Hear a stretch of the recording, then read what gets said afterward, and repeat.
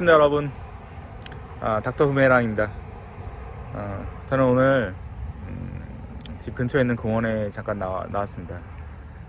좀 공원에 온 가장 큰 이유는 유튜브를 찍기 위해서고요. 두 번째는 좀 휴식이 필요했기 때문입니다. 그냥 이렇게 앉아서 쉬는 거 말고 어떤 그 부교감 신경을 좀 이렇게 활성화시키고자 이 자리에 섰습니다. 제가 예전에 브런치에도 잠깐 글을 올렸었는데 부교감 신경이란 말을 들어보셨을 거예요. 그러니까 우울증이라든가 뭐 공황장애라든가 뭐 불안장애 같은 어떤 그런 신경 정신과를 다닐 법한 그런 증상들로 조금 힘들어하시는 분들이 공통점이 뭐냐면 좀 교감 신경이 부교감 신경에 비해서 우위에 서 있다는 거죠. 그래서 오늘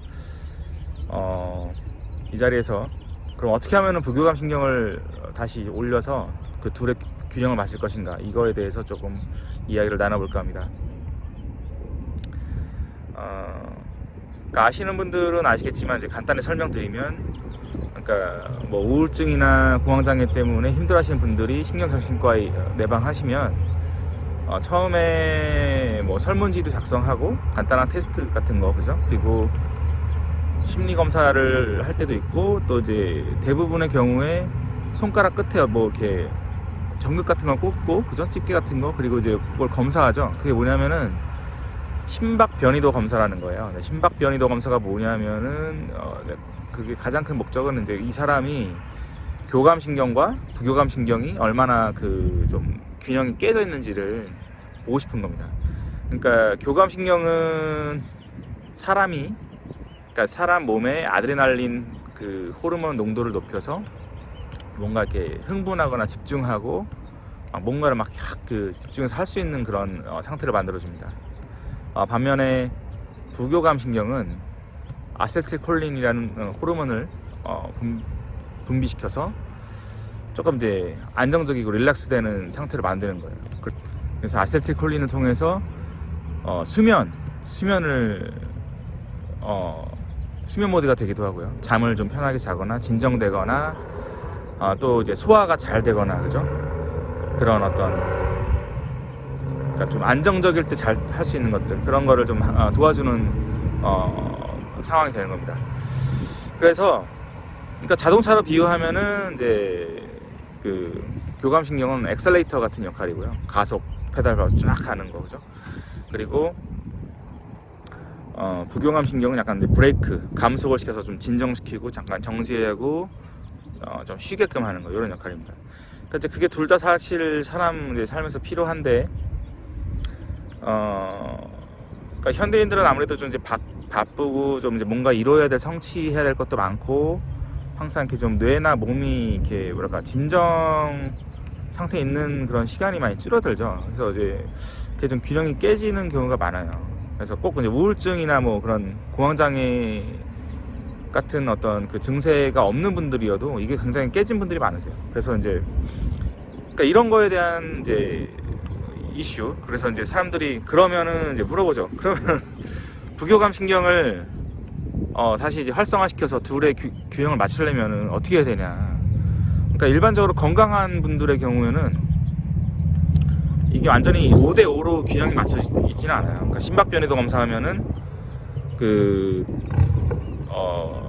보통 한 7대6 정도? 그러니까 교감 신경이 약간 앞서 있습니다.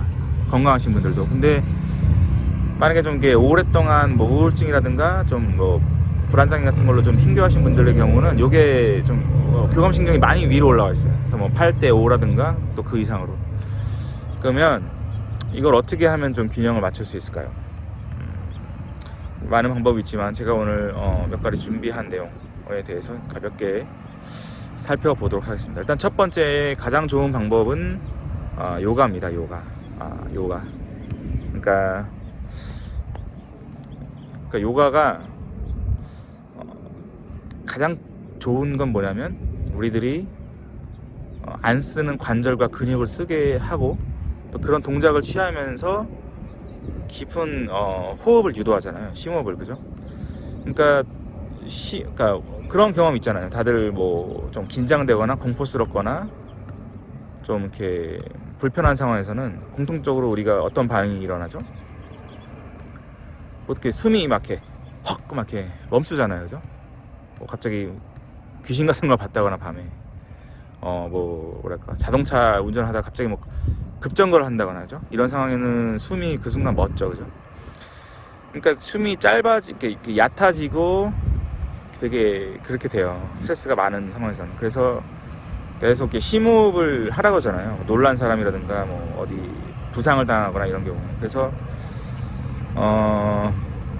그런 심호흡을 유도할 수 있는 가장 효과적인 게 요가입니다. 또 요가 그 자체가 그러니까 심호흡뿐만 아니라 이렇게 좀 이렇게 뭐 안 쓰는 근육, 목이라든가 관절이라든가 이런 걸 막 이렇게 돌리면서 그런 신경도 막 그 안 쓰던 부분 막 풀리게 하고 그러니까 동작도 막 되게 막 몸을 꼬다시피 하면서 안 쓰던 근육이랑 관절을 막 쓰게 하면서 호흡도 깊어지고 그러니까 굉장히 그게 좋다고 그래요. 그래서 저도 가끔 하거든요. 그러니까 이제 요가 학원을 어디서 다닐 수 있는 상황은 안 되고 그냥 이렇게 그 인터넷에 나온 그 비디오가 있습니다. 그냥 보고 따라할 수 있는 거 그거 찾아서 하면은 좀 괜찮더라고요. 저도 한번 여러분께서도 꼭 요가 학원에 갈 뭐 상황이 안 되시는 분들께서는 그렇게 해보셔도 좋을 것 같습니다. 뭐 학원이나 이런 데 등록하면은 전문가와 직접 좀 대면하면서 좀 더 좀 좋은 효과도 얻을 수 있겠죠. 네. 그리고 두 번째 방법은 이제 명상입니다. 명상. 그러니까 이제 명상도 비슷한 원리고요. 그러니까 현재와 어떤 지금 여기에 집중하면서 뇌가 굉장히 이제 휴식을 취할 수 있게 하고 또 자기 깊은 숨을 이제 이렇게 들이셨다가 내셨다가 하는 걸 반복하면서 또 심호흡도 유도할 수 있죠. 그러니까 굉장히 심호흡을 유도할 수 있는 거는 결국 정신건강 어떤 그 부교감 신경 회복에 굉장히 좋은 방법이에요. 그러니까 예를 들어서 저 같은 경우 예전에 굉장히 스트레스가 많이 받고 좀 우울할 때 등산을 많이 다녔어요. 그리고 또 집 근처에서 수영장도 새벽에 다니고. 그러니까 수영하면은 저는 이제 수영을 그 자유형밖에 못해요, 사실. 배영 조금 하고. 근데 이제 잘은 못하지만 그래도 이렇게 레인을 계속 왕복을 몇 번 하면은 굉장히 이렇게 계속 들으시잖아요. 뭐 고수분들은 뭐 숨이 안 차겠지만 저 같은 경우는 굉장히 이렇게 한 번 할 때마다 이렇게 숨을 깊이 내쉬고 들이마시고 해야 되거든요. 그러니까 수영을 새벽에 가서 한 1시간 정도 하고 나온다. 그때 기분이 굉장히 좀 달랐어요. 아마 그게 가장 큰 이유가 호흡 때문이 아닐까 싶습니다. 그래서 호흡을 꼭 깊이 할 수 있는 거, 산책이라든가 등산, 수영 뭐 이런 거 제가 추천합니다. 그리고 세 번째는 자연입니다. 자연을 많이 이렇게 활용하세요. 물론 이제 사람의 이성과 기술이 많이 발전했다고는 하지만 아직도 자연의 힘을 따라가려면은 멀었습니다. 그래서 우리가 자연 앞에서 겸손해질 수밖에 없고 뭐 자연이 주는 그 어떤 힘은 굉장하잖아요, 그죠? 그러니까 뭐 제가 나온 이런 공원에 이렇게 햇살을 받고 있는 것도 좋고 또 뭐가 있을까요? 예를 들어서 뭐 주변에 그죠? 절이 가까운 분들은 비 오는 날 그 절에 가서 이렇게 처마에서 이렇게 빗소리 들으면서 딱 그 앉아 있는 거 굉장한 좀 힐링 사운드가 되지 않을까요? 네. 그러니까 예를 들어서 그런 식으로 좀 자연 어떤 햇빛과 이런 공기와 바다와 그 파도 소리 같은 거죠. 저는 바닷가에 가서 파도 소리를 이렇게 듣고 있어도 그 리듬과 소리가 굉장한 어떤 그 효과가 있다고 저는 믿어요. 여러분도 한 비슷하실 거예요. 그래서 자연을 활용하시길 바라고요. 다음에 또 하나 더 얘기하고 싶은 거는 글쓰기입니다. 글쓰기. 그러니까 이제 일기라든가 어떤 규칙적으로 일기까지는 아니어도 규칙적으로 글을 쓰시면은 펜을 잡고 글을 쓰는 그 내 모습에서 어떤 주체성과 뭐랄까 자기 어떤 그 자존감 같은 게 많이 느껴지죠. 뭔가를 컨트롤할 수 있는 느낌도 들고 생각도 정리되고 그러니까 어떤 억눌렸던 억울한 상황이라든가 이 사회의 어떤 부조리한 그런 경험 속에서 자기만의 스토리를 써 내려가면서 자기의 목소리를 또 확신할 수 있고 그런 힘이 있습니다. 또 글 쓰는 그 모습, 또 사각사각 소리 나는 그 소리가 또 굉장히 효과적이고요. 또 많습니다. 이런 거 말고도 굉장히 이제 본인만의 부교감 신경을 활성화시킬 수 있는 방법을 한번 찾아보세요. 그러니까 일본인 어떤 의사 선생님이 쓴 책이 있어요. 그 타이틀이 아마 이것만 의식하면 건강해진다 이걸 거예요.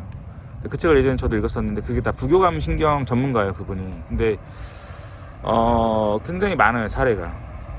책에 한 50가지인가 100가지인가 나왔던 걸 기억하는데, 지금 기억나는 거 몇 가지만 말씀드리면은 뭐 아침에 일어나서 물 한잔 하고 거울을 보고 이렇게 웃는 거, 그죠? 웃으면서 자기 이름을 대면서 아무개야 나는 너를 좋아한다, 사랑한다, 뭐 이런 식으로 어떤 모티베이션 시키는 거, 자기 자신을. 그런 모습. 그렇습니다. 오늘 이 정도 얘기를 했는데, 이 중에서 한 가지만이라도 뭐 좀 한번 실천하셔가지고 조금 효과를 보시면은 저도 무척 감사하겠습니다. 그러면 저는 나온 김에 여기서 좀 더 산책하고 심호흡 좀 많이 하고 그러다가 저의 부교감 신경을 회복시키고 가겠습니다. 여러분 모두 건강하시고요. 네, 다음에 또 뵙겠습니다. 즐거운 하루 보내시고요. 네, 안녕히 계세요.